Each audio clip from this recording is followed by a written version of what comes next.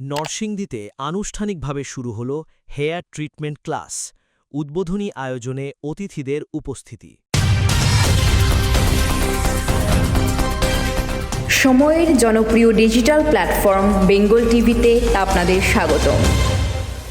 নরসিংদীতে সৌন্দর্য চর্চা ও দক্ষতা উন্নয়নের নতুন উদ্যোগ হিসেবে শুরু হয়েছে হেয়ার ট্রিটমেন্ট ক্লাস। এই উপলক্ষে আজ ২৮ জুন ২০২৬ তারিখে নরসিংদী জেলার পরিচিত হলিডে রেস্টুরেন্টে আয়োজন করা হয় এক বিশেষ উদ্বোধনী অনুষ্ঠান।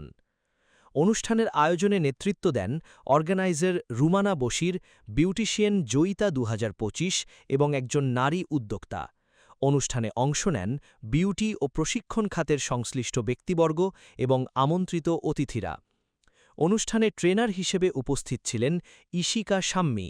এছাড়াও ভিআইপি অতিথি হিসেবে উপস্থিত ছিলেন মহিলা ও শিশু বিষয়ক মন্ত্রণালয়ের beautician trainer Sabera Haque Meena, senior beautician Shahera Begum Promi, senior beautician Nazma Kamal এবং সমাজসেবিকা শাহনাজ শারমিন। আমরা এখানে যে ৬০ জন স্টুডেন্ট আছে, এর মাঝে আমাদের অনেকেরই মেয়েরা অনেক নির্যাতিত, তারপর হচ্ছে যে অনেক মেয়েরাই আছে যে অনেক স্বাবলম্বী হতে যাচ্ছে, কিন্তু আসলে ওই সুযোগ সুবিধাটা পাচ্ছে না। ওদেরকেও আমার ক্লাসে আমি স্বাবলম্বী হওয়ার জন্য কিছুটা সুযোগ দিয়েছি, যে ওদের জন্য শুধু শুনেই কিন্তু আমি দেই নাই, আমি কিন্তু অবশ্যই যাচাই বাছাই করে দেখে শুনে তারপরে আমার প্রত্যেকটা ক্লাসে এরকম একটা সুযোগ থাকে।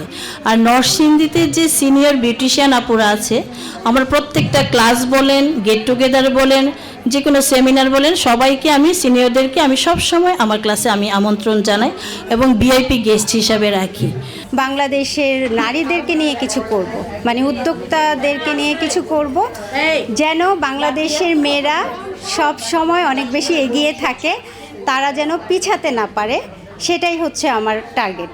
তো আমি শুধু অফলাইনে ক্লাস করাই না, আমি অনলাইনেও করাই। যারা পারিবারিক সমস্যার কারণে ঘর থেকে বের না হতে পারে বা ক্লাস করতে পারে না, তাদেরকেও আমি সেই সুযোগটা দেই বাংলাদেশ উদ্যোক্তা পরিষদের থেকে, যেন তারা অল্প অ্যামাউন্টে ঘরে বসে ক্লাস করে নিজেকে দক্ষ